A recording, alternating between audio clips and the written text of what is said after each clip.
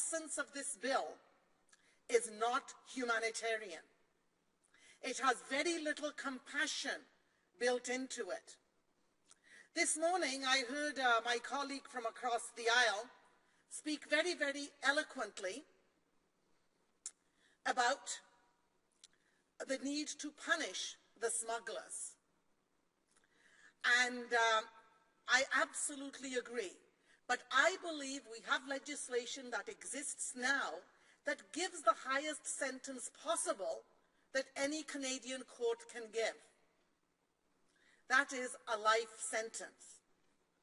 We don't have punishment beyond life sentence in Canada. And I'm happy about that, by the way. And so for me, that punishment already exists. So at this time, instead of punishing people who are already victims, because that's what refugees are, they have already been victimized. They've had to leave their homes, they're running away, they've left their belongings behind.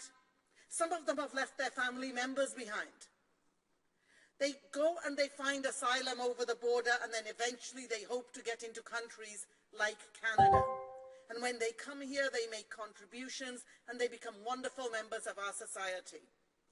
Let's not make further victims of those refugees now by making them go through all these unnecessary hoops, which are not going to deter the smugglers or the agents who might be involved in wrongdoings. If we are worried about smugglers using the refugee status to bring people into this country illegally, then let us as Parliament and let the government provide funding to the RCMP and other enforcement agencies. Let's have more oversight over the laws that we already have. As I said previously, we already have a law in place that gives human smugglers the highest possible punishment. So now it's about finding and enforcing that legislation. It's finding those smugglers. We're not going to find those smugglers sitting on a boat that is bringing refugees to Canada. They won't be sitting on the boat themselves. I always say, for all we know, they're wearing an Armani suit. They're sitting in a New York cafe or a Toronto cafe drinking cappuccinos. So if we're really after the people who are breaking our laws and abusing the refugee laws we have right now, then let us put the resources and let us tackle that issue so that we're actually tackling the issue instead of now, with this legislation, making things more difficult for a very, very victimized group already. And I look at this legislation, and I have to be honest, I stayed up to go through some of this and kept thinking, what is the purpose of this? What is it we're hoping to achieve? We're a nation of immigrants.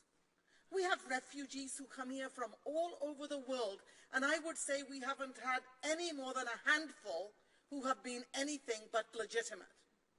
So if that is the case, Mr. Speaker, why are we doing this? Why are we instilling some kind of fear in everyday Canadians that there is this gargantuan problem out there and that this is the magic pill? This is not a magic formula to address those who break our laws.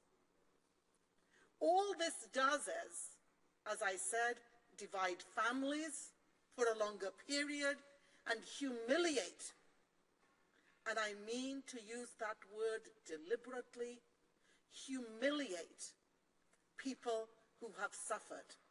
I don't know about you, but I have had the privilege of working with refugee families as a volunteer in the evenings and weekends while I was a teacher.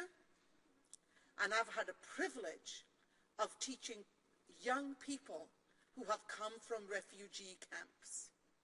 And I can tell you that for some of them, I remember a young man I just went out to reach out to, and his reaction was, he came from a very, very violent background.